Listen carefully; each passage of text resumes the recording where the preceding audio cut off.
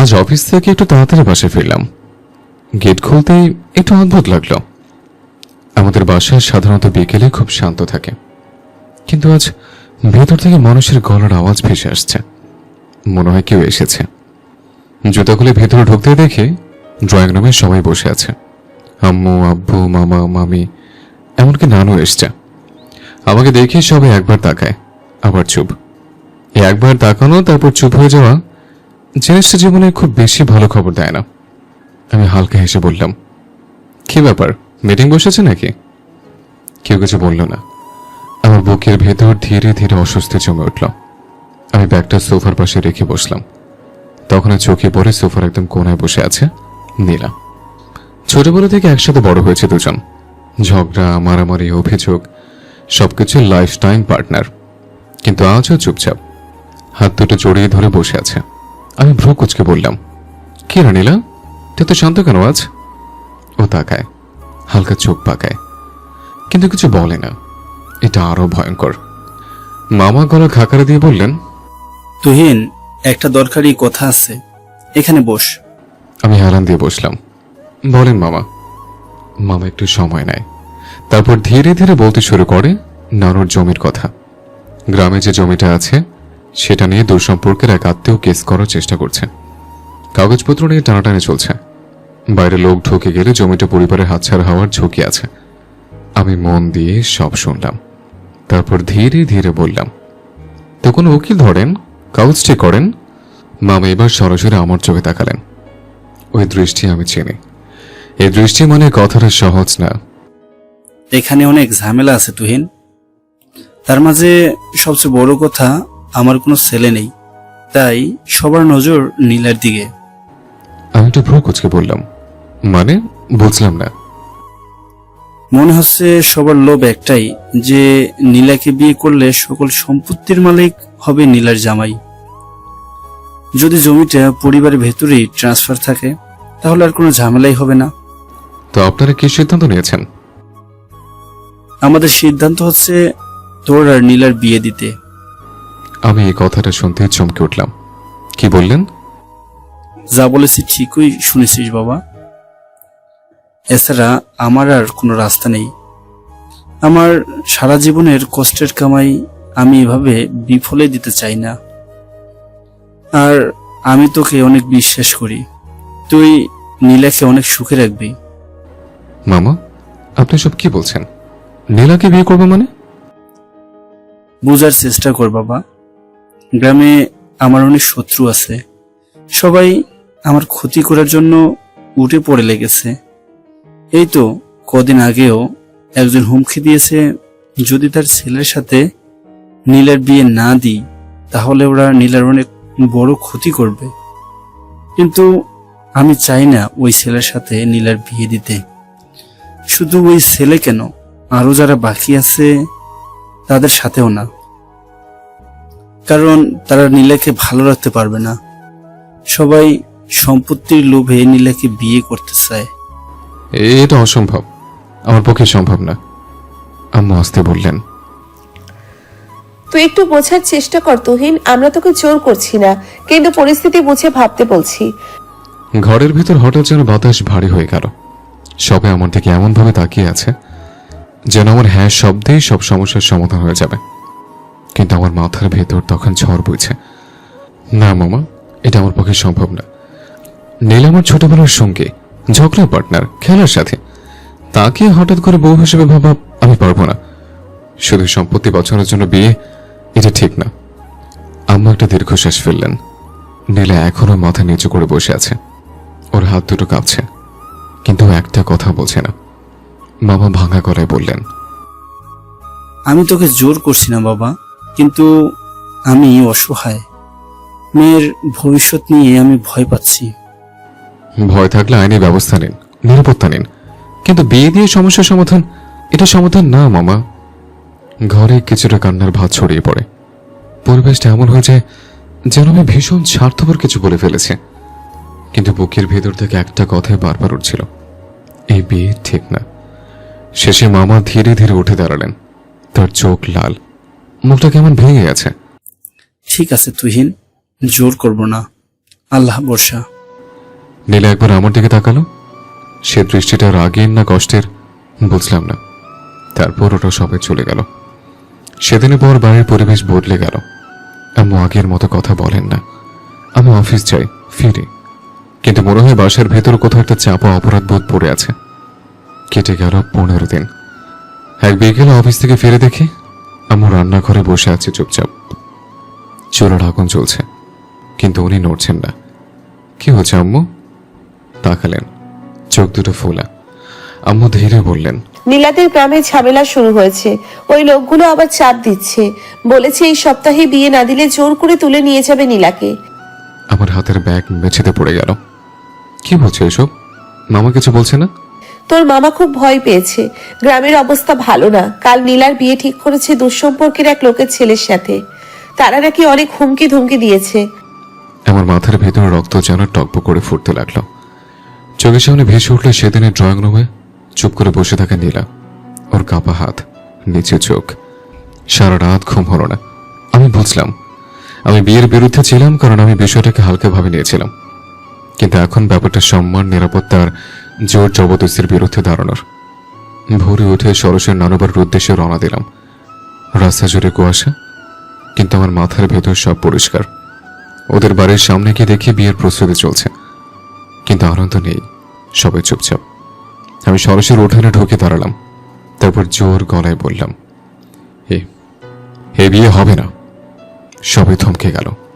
কয়েকজন অপরিচিত লোক এগিয়ে এলো, রাগে চোখে তাকালো। আমি শান্ত গলায় কিন্তু শক্তভাবে বললাম, মেয়ের ইচ্ছা ছাড়া ভয় দেখিয়ে জোর করে বিয়ে, এটা বিয়ে না, অপরাধ। কেউ হাত বাড়ানোর আগে ভেবে নেন। গ্রামের কয়েকজন মুরব্বী এগিয়ে এলেন। তার আগে এসব ছেলেদের অত্যাচার বিরক্ত ছিল। পরিস্থিতি ঘুরে গেল। যারা জোর করছিল তারা চুপসে গেল, কেউ আর সামনে এগোলো না। মামা এগিয়ে এসে আমার হাত ধরে কাঁদতে লাগলেন। বাবা, আমি জানতাম তুই আসবি। নীলাকে ঘর থেকে আনা হলো, ওর চোখ কান্নায় ভেজা। আমি তখন আর দেরি করলাম না। মামা, আজ যদি বিয়ে হয় ওর সম্মান বাঁচানোর জন্য হবে, জোরে না, ওর মত নিয়ে। চুপ করে মাথা নেড়ে সম্মতি দিল। গ্রামের মুরব্বীদের সামনে সাদামাটা আয়োজনে আমাদের বিয়ে হয়ে গেল। বাসায় ফেরার সময় গাড়ির জানলার পাশে নীলা চুপচাপ বসে আছে। আগের মতো তর্ক নেই, ঝগড়া নেই। আমি হালকা হেসে বললাম, এই যে ছোটবেলা মারামারি পার্টনার, এখন থেকে কিন্তু সম্মান করে কথা বলতে হবে। চোখ পাকালো। গাড়ির ভেতর দুজনেই চুপ। রাস্তার বাতিগুলো জানলার কাছে লম্বা দাগ হয়ে কেটে যাচ্ছে। মাঝে মাঝে গাড়ির ঝাঁকুনিতে আমাদের কাঁধ হালকা ছুঁয়ে যাচ্ছে, আর দুজনের সঙ্গে সঙ্গে সোজা হয়ে বসে যাচ্ছে। যেন ইচ্ছে করে না, আমার অসুস্থ লুকানো যাচ্ছে না। বাসায় পৌঁছাতে রাত হয়ে গেল। রাতে রুমের দরজা খুলতে হালকা গোলাপ আর রজনীগন্ধার গন্ধ ভেসে এলো। বিছানার চারপাশে ফুল ছড়ানো, আলোটা পুরো উজ্জ্বল না, হালকা নরম। আমি দরজার কাছে কয়েক সেকেন্ড দাঁড়িয়ে রইলাম। এই ঘরটা আমারই, কিন্তু আজ যেমন অচেনা লাগছে। পেছন থেকে নীলা ধীরে ধীরে ঢুকলো। ওর পায়ের নপুরের শব্দটুকু নীরব ঘরে কেমন স্পষ্ট শোনা যাচ্ছে। ও বিছানার এক কোনায় গিয়ে চুপচাপ বসে পড়ল, মাথা নিচু, ওনার প্রান্ত আঙুলে পেঁচাচ্ছে। নীলার এই নার্ভাস অভ্যাসটা আমি ছোটবেলা থেকেই চিনি। আমি গলা খাকারে দিলাম, এই যে। তাকালো না। এত চুপ কেন? তুই সবচেয়ে বেশি কথা বলিস। নীলা আসতে বলল, এখন তো তুই বলা দিন শেষ, তাই না? কথাটা শুনে আমার বুকটা হালকা করে ধক করে উঠল।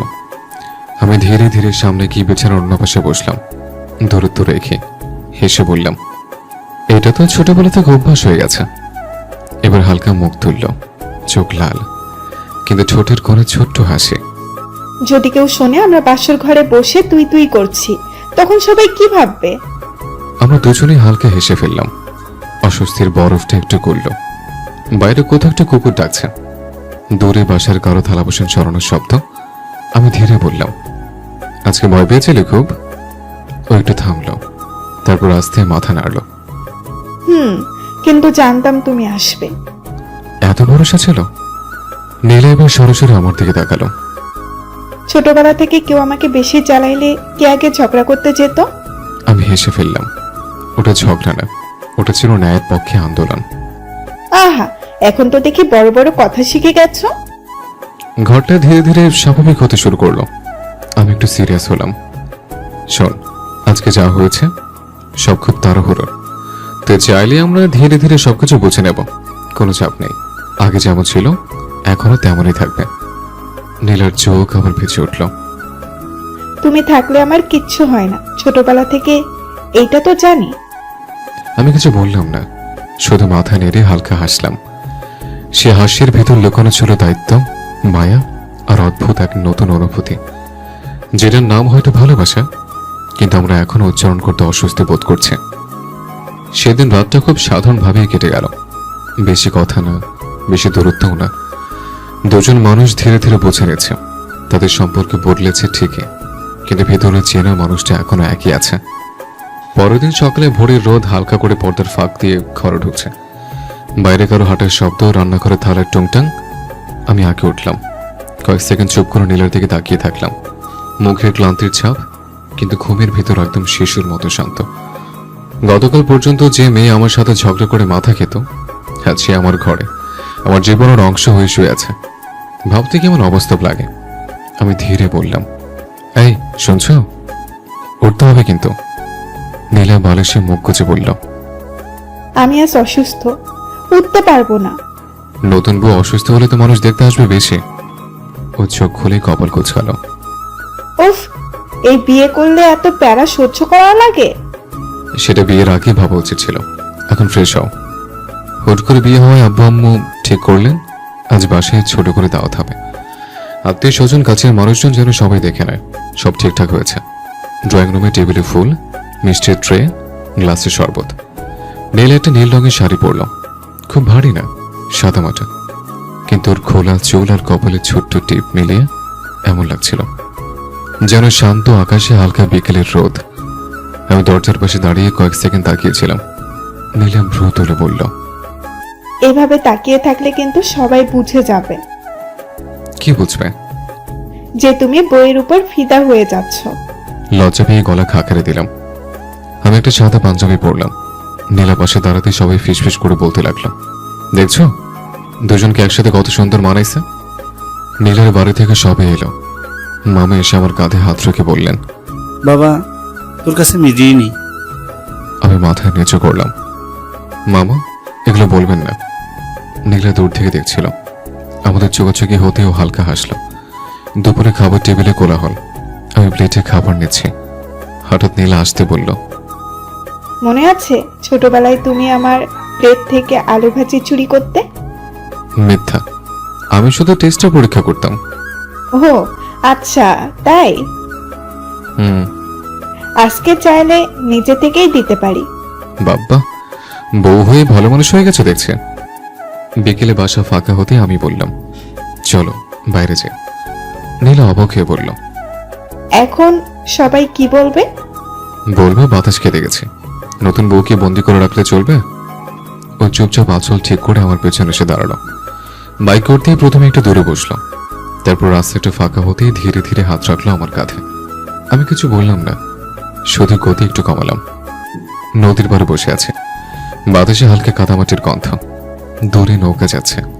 চায়ের কাপ হাতে নীলা নদীর দিকে তাকিয়ে, এই জায়গাটা শান্ত না? এখানে এসে মনে হচ্ছে মাথার ভেতরকার সব চিন্তা থেমে গেছে। আমরা কিছুক্ষণ চুপচাপ বসে থাকলাম। এই নীরবতাটা অস্বস্তির না, বরং খুব স্বস্তির। নীলা ধীরে ধীরে বলল, গত 15 দিন আমি ঠিক মতো ঘুমাইনি। আর এখন? এখন মনে হয় পৃথিবীর সকল চিন্তা একপাশে রেখে শান্তিতে ঘুমাতে পারি। দেখতে দেখতে সন্ধ্যা হয়ে এলো। বাইকটা পাশে রেখে আমরা হাঁটছি। আকাশে কমলার রং মিলিয়ে যাচ্ছে। নীলা হাঁটতে হাঁটতে বলল, তুমি না আসলে হয়তো আমি আজ অন্য কোথাও থাকতাম, হয়তো বেঁচে থেকেও মরে যেতাম। আমি থেমে ওর দিকে তাকালাম। এই কথার কোনোদিন বলবে না। এখন থেকে যা হবে একসাথে হবে। ও কিছু বলল না, শুধু ধীরে আমার হাতের পাশে হাত রাখলো। কয়েক সেকেন্ড পর আঙুলগুলো জড়িয়ে গেল। ফেরার পথে দুজন একটা রেস্টুরেন্টে ঢুকে ডিনার করলাম। নীলা বলল, আজকে এত কিছু খাইছি, তবু এখানে খাবারটা কেন যেন সবচেয়ে ভালো লাগতেছে। কারণ এখন আমি আমার টাকায় খাওয়াচ্ছি। খুঁটা দিচ্ছ? না, সে সাধ্য কি আমার আছে? বাসায় ফিরতে ফিরতে রাত গভীর হয়ে গেল। ঘরে ঢুকে নীলা আয়নার সামনে দাঁড়িয়ে শাড়ির আঁচল খুলছে। আমি দরজার পাশে হেলান দিয়ে তাকিয়ে নীলা আয়নায় তাকিয়ে বলল, এভাবে তাকিয়ে থাকলে কিন্তু লজ্জা লাগবে। আমি তো বহুদিন ধরেই তাকাই, তুমি শুধু খেয়াল করনি। আজকের দিনটা অনেক সুন্দর ছিল। আমি সামনে গিয়ে নরম গলায় বললাম, এরকম দিন আরো হবে, তবে ধীরে ধীরে। ঘরের ভেতর নরম আলো, বাইরে রাত গভীর, কিন্তু এই ঘরের সময় যেন একটু ধীরে চলছে। আমি সামনে এসে থামতে নীলা আয়নার সামনে থেকে একটু সরে দাঁড়ালো। শাড়ির আঁচল গুছিয়ে চুপ করে বিছানায় একপাশে বসে রইল। ওর মুখে লাজ, ক্লান্তি আর অদ্ভুত শান্তির মিশ্র ছাপ। আমি ইচ্ছে করে দূরত্ব রেখে বিছানার অন্য পাশে বসলাম। আজকে অনেক কিছু হয়ে গেছে একসাথে। মাথা ঘুরতেছে না? মাথা ঘুরতেছে না, কিন্তু মনে হচ্ছে স্বপ্ন দেখতেছি। খারাপ স্বপ্ন না তো? না, এটা এমন স্বপ্ন যেটা ভাঙলে মানুষ কষ্ট পায়। আমি কিছু বললাম না। বাইরে হালকা বাতাসে জানলার পর্দা নড়ছে। আমি ধীরে বললাম, শোনো, আজকে যা হয়েছে সব তাড়াহুড়োতে, কিন্তু আমাদের হাতে সময় আছে। আমরা আগের মতোই কথা বলবো, ঝগড়া করবো, হাসবো। শুধু একটা নতুন পরিচয় যোগ হয়েছে, জাস্ট এই পর্যন্তই। নীলা ধীরে মাথা তুলে তাকালো, চোখে কৃতজ্ঞতা। তুমি একটুও বদলাওনি। আমি বদলালে তোমার ঝগড়ার পার্টনার কে হবে? নীলা হালকা হাসল। সে হাসিতে লাজ আছে, কিন্তু ভরসাও আছে। ভোরের রোদ পর্দার ফাঁক দিয়ে ঘরে ঢুকেছে। বাইরে পাখির ডাক, রান্নাঘরে হাড়ির ঢাকনার শব্দ। আমি আগে উঠে বসে কিছুক্ষণ নীলার দিকে তাকিয়ে রইলাম। এলোমেলো চুল, শান্ত মুখ, এতদিনে চেনা মানুষ, কিন্তু আজ নতুন পরিচয়ের পাশে। আমি আসতে বললাম, এই শুনছ, সকাল হয়েছে। নীলা বলে সে মুখ গুজে বলল, আর একটু ঘুমাতে দাও না। আরো ঘুমালে পরে আম্মু এসে ঝাড়ু দিয়ে পিটাবে। আচ্ছা আচ্ছা, উঠতেছি। বিয়ে মানে এত ঝামেলা? সকালে ডাইনিং টেবিলে আব্বু খবরের কাগজ পড়ছেন, আম্মু চা ঢালছেন। আমাদের একসাথে আসতে দেখে দুজনের মুখে চাপা হাসে। আম্মু মুখে বললেন, এইদিকে বসো দুজন। নীলা চুপচাপ গিয়ে আমার পাশে বসলো। ওর হাত টেবিলের নিচে গোটানো, একটু নার্ভাস বোঝা যায়। আম্মু হঠাৎ নরম গলায় বললেন, নীলামা, তোর পড়াশোনা বন্ধ থাকবে না কিন্তু। করেছি এখানে ভালো একটা স্কুলে তোকে ভর্তি করাবো।